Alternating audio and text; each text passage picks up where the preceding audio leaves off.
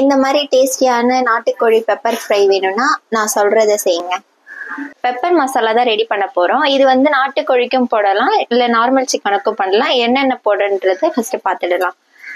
மிளகு 2 ஸ்பூன் அளவுக்கு எடுத்திருக்கேன், சீரகம் 1 டேபிள் ஸ்பூன் அளவுக்கு எடுத்திருக்கேன், சோம்பு அதே மாதிரி 1 டேபிள் ஸ்பூன் அளவுக்கு எடுத்திருக்கேன், 3 லவங்கம், பட்டையும் எடுத்திருக்கேன்.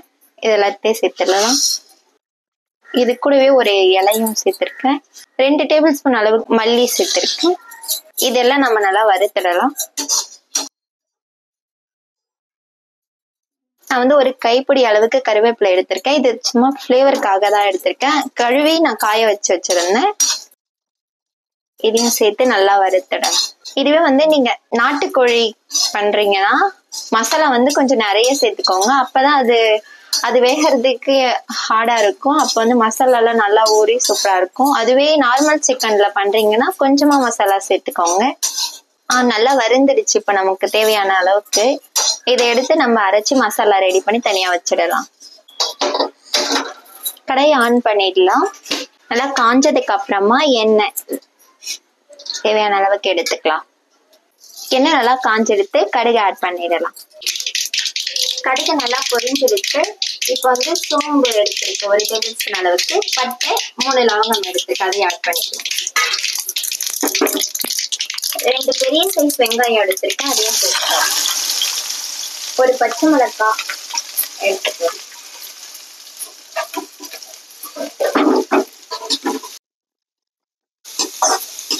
நீங்க நாட்டுக்கோழி ட்ரை பண்றீங்கன்னா நல்லெண்ணெய் சேர்த்துக்கோங்க. நான் வந்து கடலை எண்ணெய் தான் சேர்த்திருக்கேன். தேவையான அளவுக்கு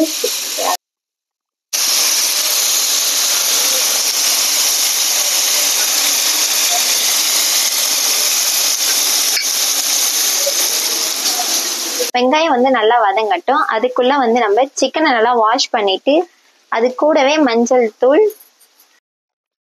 1 டேபிள் ஸ்பூன் அளவுக்கு காஷ்மீரி மிளகாய் தூள் எடுத்திருக்கேன், அதையும் சேர்த்துக்கலாம். 1/2 டேபிள் ஸ்பூன் அளவுக்கு இஞ்சி பூண்டு பேஸ்ட் எடுத்திருக்கேன், அதையும் சேர்த்து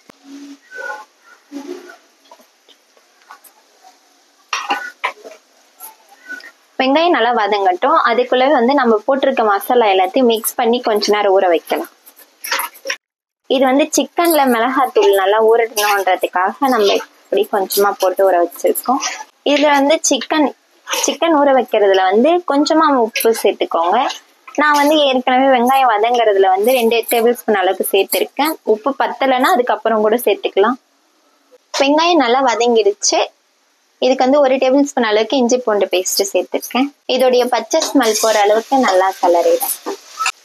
இது கூடவே ஒரு தக்காளி, பெரிய சைஸ் தக்காளி எடுத்திருக்கேன், அதையும் இது கூட சேர்த்துடலாம். தக்காளி நல்லா மசிஞ்சு தொக்கு பதத்துக்கு வரட்டும். தக்காளி நல்லா வதங்கிடுச்சு, எண்ணெய் பிரிஞ்சு வந்துருக்கு பாருங்க, நல்லா தொக்கு பதத்துக்கு. இப்ப நம்ம தேவையான அளவுக்கு மசாலா சேர்த்துடலாம். 1 டேபிள் ஸ்பூன் அளவுக்கு காஷ்மீரி மிளகாய் தூள் எடுத்திருக்கேன். ஆல்ரெடி நான் கோழியிலையும் 1 டேபிள் ஸ்பூன் அளவுக்கு எடுத்திருக்கேன், அதனால கொஞ்சம் கம்மியாவே சேர்த்துக்கோங்க. 1 டேபிள் ஸ்பூன் அளவுக்கு அதே அளவுக்கு மல்லித்தூள் சேர்த்திருக்கேன். இது ரெண்டும் நல்லா மிக்ஸ் பண்ணிட்டு நம்ம எடுத்து வச்சிருக்க கோழியையும் சேர்த்துடலாம்.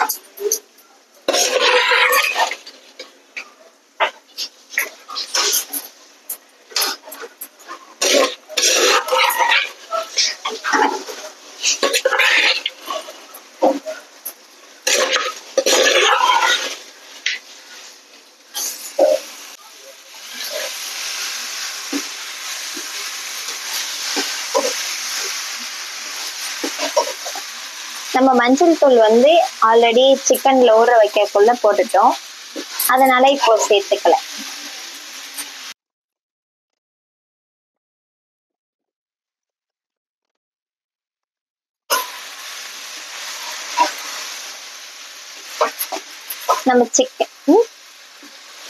நம்ம சிக்கன் போட்டு ஒரு 5 நிமிஷம் அளவுக்கு அப்படியே நல்லா வேக வைக்கட்டும். இப்போ கொஞ்சமா தேவையான அளவுக்கு தண்ணி ஆட் பண்ணிட்டு க்ளோஸ் பண்ணி வேக வைக்கலாம்.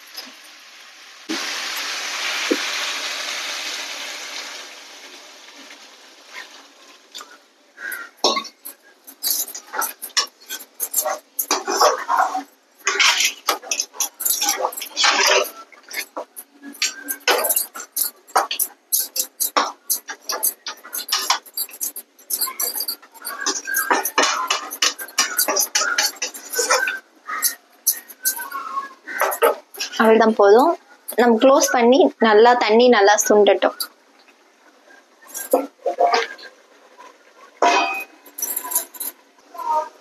தண்ணி நல்லா சுண்டிடுச்சு. ஓபன் பண்ணிடுங்க.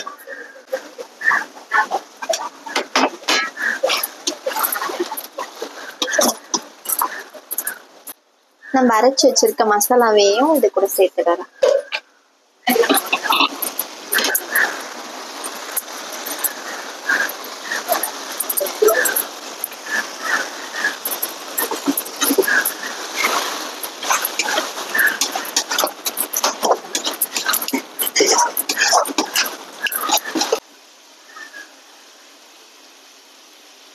உங்களுக்கு கிரேவியா வேணும்னா கொஞ்சம் போட்ட உடனே ஆஃப் பண்ணிடுங்க. நான் வந்து தொக்கா வேணும்ன்றதுக்காக நல்லா எண்ணெய் பிரிஞ்சு வரட்டும், அந்த அளவுக்கு நல்லா சுருள வேக வைக்கிறேன்.